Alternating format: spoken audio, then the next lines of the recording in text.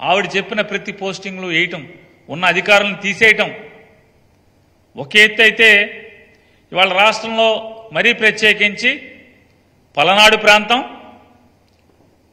అనంతపురం ప్రాంతం, అలాగే చిత్తూరు ప్రాంతం, ఈ తిరుపతి పరిసర ప్రాంతాల్లో, చిత్తూరులో పోలీసు యంత్రాంగం జరిగినటువంటి తీరు చూస్తుంటే, అంటే ఎక్కడైతే వైఎస్ఆర్ కాంగ్రెస్ పార్టీ తెలుగుదేశం పార్టీని కూకటి వేళ్లతో సహా పీకి వైఎస్ఆర్ కాంగ్రెస్ పార్టీ పునాదుల్ని బలంగా ఎవరెవరైతే ఏర్పాటు చేస్తున్నారో, ఎవరెవరైతే రాజకీయంగా ప్రజల్లో బలమైనటువంటి పునాదిని వేసుకుంటున్నారో వాళ్ళందరినీ కూడా ఓడించటమే, వాళ్ళని సాధించటమే ధ్యేయంగా ఇవాళ మనందరం కూడా పోలీసు యంత్రాంగం ఈ 3 జిల్లాల్లో మనం చూస్తున్నాం. ఈరోజు ఈ 3 ప్రాంతాల్లో కూడా ప్రత్యేకించి పోలీసు వ్యవస్థ ఎట్లా అయిపోయిందంటే, ఒక కంటికేమో కాటుకు పెడతారు, మరొక కంట్లోనేమో కారం పోస్తారు. ఇది పోలీసు వ్యవస్థ. ఈ రకమైనటువంటి అధికారుల బరితెగింపు మనం చూస్తున్నాం. పోలింగ్ రోజు హింసకు సంబంధించి హింస జరుగుతుంది అని చెప్పినా పట్టించుకోలేదు. హింస జరిగిన తర్వాత ఏకపక్షంగా వైఎస్ఆర్ కాంగ్రెస్ పార్టీ మీద, టీడీపీ మీద ఎఫ్ఐఆర్లు నమోదవుతాయి, కానీ సెక్షన్ల తేడా ఉంటాయి. వైఎస్ఆర్ కాంగ్రెస్ పార్టీ కార్యకర్తలనేమో వేటాడతారు. వీటన్నిటికీ మనం ఉదాహరణలుగా బోళ్ళని కూకలుగా తీసుకోవాల్సినటువంటి అవసరం ఉంది. నరసరావుపేటలో డాక్టర్ గోపిరెడ్డి శ్రీనివాసరెడ్డి మీద ఎంత సౌమ్యుడో మనకు తెలుసు. ఆ డాక్టర్ మీద కేసులు పెడతారు. అలాగే ఆ డాక్టర్ మీద హత్యాయత్నం కేసు పెడతారు. అలాగే ఆ డాక్టర్కి ప్రత్యర్థిగా ఉన్నటువంటి అరవింద్ బాబు అనే అతని ఇంట్లో బాంబులు దొరుకుతాయి, కత్తులు దొరుకుతాయి, కానీ అతన్ని అరెస్టులు చేయరు. సాక్షాత్తు గోపిరెడ్డి శ్రీనివాసరెడ్డి గారు దొరకపోతే, దురదృష్టవశాత్తు వాళ్ళ మామగారు దొరికితే వాళ్ళ మామగారిని హత్యాయత్నం చేస్తే దాని మీద కూడా ఎవరిని ఎంతవరకు అరెస్ట్ చేయరు. వాళ్ళు కొత్త అల్లుళ్ళలాగా ఊళ్ళో తిరుగుతూ ఉంటారు. పోలీసులు ఏం మాట్లాడరు. మరి సౌమ్యుడు అనేటువంటి డాక్టర్నేమో వెంటాడే పరిస్థితిలో ఉంటే చివరికి కోర్టుకు వెళ్ళి కోర్టు నుంచి రక్షణ తెచ్చుకోవాల్సినటువంటి దయనీయమైన పరిస్థితులు ఇవాళ అక్కడ పోలీసులు సృష్టించినటువంటి మనం చూస్తున్నాం.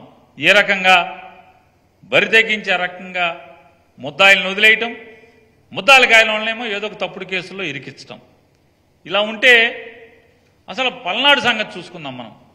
ఈ పల్నాడు అంతా కూడా ఎంత అంటే అది ప్రజాస్వామ్యమా, మనం ప్రజాస్వామ్య రాష్ట్రంలో ఉన్నామా లేవా? అసలు పోలీసు సినిమాల్లో చూపించినట్టుగా ఇంత బరితెగింపు ఉంటుందా అనేది మనం చూస్తే 13వ తారీఖున పాల్వాయి గేటు అనేటువంటి పోలింగ్ స్టేషన్ దగ్గరలో ఆ ఊర్లో తెలుగుదేశం డామినేషన్ ఎక్కువ. ఆ ఊరు మెజారిటీ చంద్రబాబు నాయుడు కులస్తులు, అది అందరికీ తెలిసిన సత్యం. దానికోసం అని చెప్పని ఎమ్మెల్యే ముందే పిన్నెల్లి రామకృష్ణారెడ్డి పలు దఫాలుగా ఎస్పీ గారికి, డిఎస్పీ గారికి, ఐజీ గారికి, డీజీపీ గారికి, ఎలక్షన్ కమిషన్కి అందరికీ కూడా పిటిషన్లు సమర్పించిన, అయ్యా మాచర్లలో మరీ ప్రత్యేకించి ఏ ప్రాంతాల్లో, దాంట్లో పాల్వాయి గేటు తదితర ప్రాంతాల్లో, కారంపూడి మండలంలో, అలాగే రెంటచింతల మండలంలో ఎంత భయానక వాతావరణం జరగబోతోంది అని ప్రెడిక్ట్ చేస్తూ కూడా ఆయన పోలీసులకు పిటిషన్లు ఇవ్వడం జరిగింది. అయినప్పటికీ కూడా పోలీసులు నిమ్మకు నీరెత్తినటువంటి పరిస్థితి. ఈ 13వ తారీఖున పాల్వాయి గేటు దగ్గర దళితుల్ని కానీ, వెనుకబడిన కులాలను కానీ, ముస్లింలను కానీ వాళ్ళందరినీ కూడా ఓటింగ్కి రానివ్వకుండా పోలింగ్ స్టేషన్ బయట దౌర్జన్యకాండ సృష్టిస్తుంటే అక్కడ ఆ వీడియోల్లో ఆల్రెడీ ఇప్పటికే చాలామంది మా వైఎస్ఆర్ కాంగ్రెస్ పార్టీ వాళ్ళు వీడియోలు ప్లే చేశారు.